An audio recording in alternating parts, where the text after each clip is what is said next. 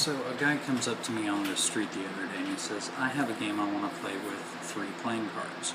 Now, out of the cards that I have this card, and he puts it on the table, and he goes, I have this card, puts it down, and he says, and lastly I have that card.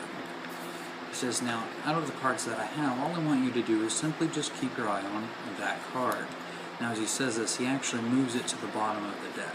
Now, I saw him do this, so I was like, okay, well, that card's obviously on the bottom. He says, no, actually, that's this card.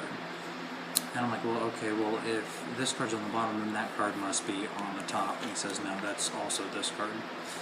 So I'm like, okay, well, if this is on the bottom and this is also on the top, then that card has to be in the middle. He says, no, that's this card. And so at this point, I'm a little confused, and I'm like, okay, well, you have 3 of this card. He says, how can I have 3 of this card when that card's on the bottom? And I'm like, well, the bottom card was this card just now. And he said, yeah, so is the one on the top. Now it's also that card. So at this point, I'm like, okay, you have 2 of that card. This isn't fair. And he says, actually, no, I have 3. That card is also in the middle. So now I'm curious, and I'm like, well, you have 3 of that card. He says, no, how could I have 3 of that card when I have this card, I have this card, and I have this card?